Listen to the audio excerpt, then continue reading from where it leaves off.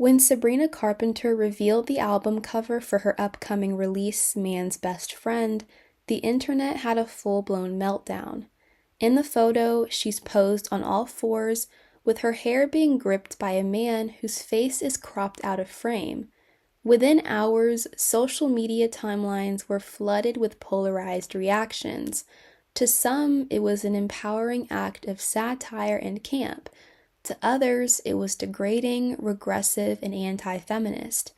And I'll be honest, I quite like the cover, and I really think it's saying a lot more than it's being credited for. So in this video, I'm going to unpack the backlash, examine the cultural references embedded in the image, and consider what this controversy says about how we treat female pop stars today. Because love it or hate it, this album cover is doing something powerful. It's forcing a conversation, and that's exactly what pop culture is supposed to do. So let's start with the visual itself. The image, albeit, is provocative.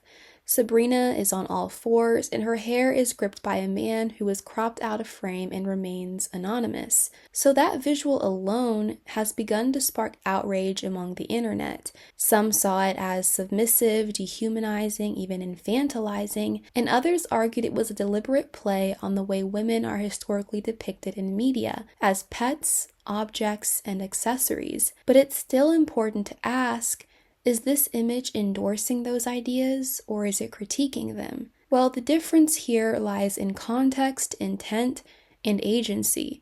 And in this case, Sabrina isn't being used by someone else to communicate a message, but she herself is the one delivering it. If we zoom out, Sabrina's cover joins a long tradition of provocative visuals in pop music. Think Madonna's erotica era, Janet Jackson's topless Rolling Stone cover, Britney Spears with the snake at the VMAs, and Rihanna's S&M phase. These were all moments that sparked similar debates about empowerment, objectification, and image control.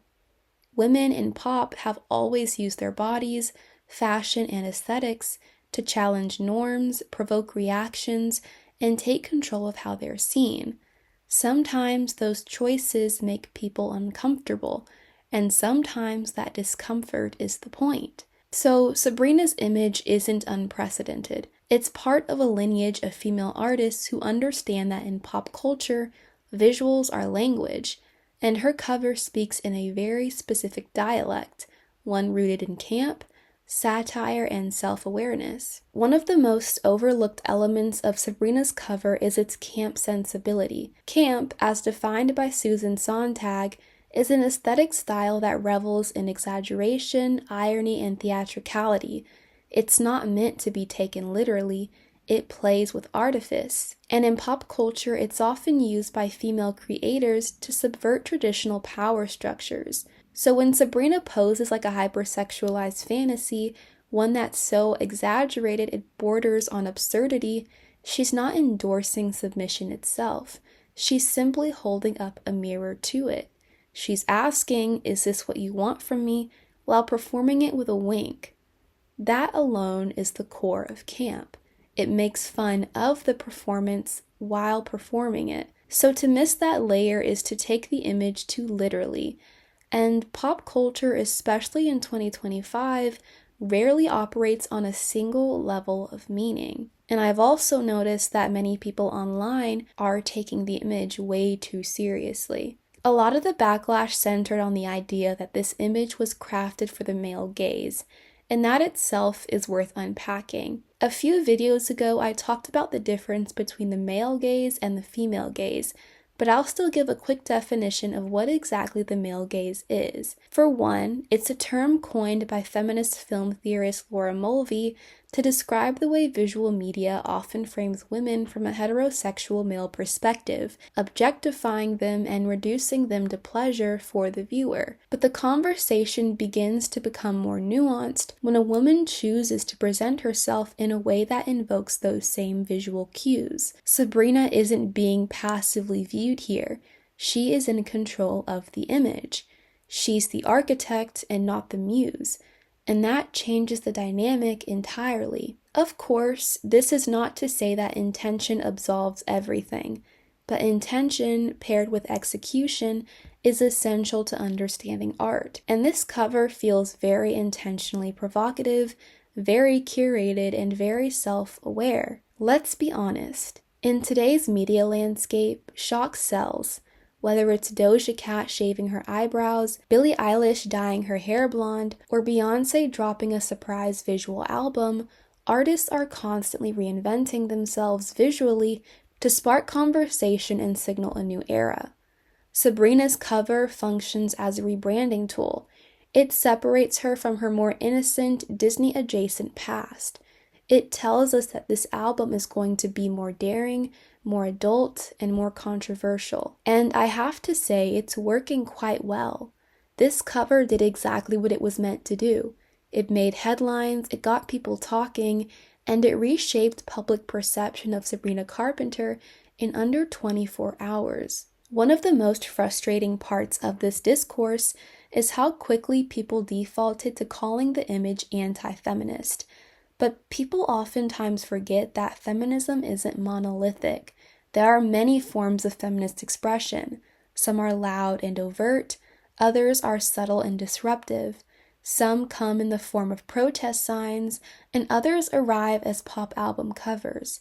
Empowerment looks different to different people, and for women, especially in the entertainment industry, reclaiming their image and playing with power dynamics is deeply empowering. So to say that Sabrina can't pose this way and still be a feminist is to fall into the trap of respectability politics.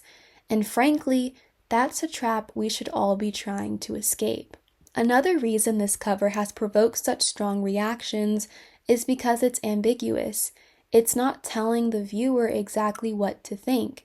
It's open to interpretation.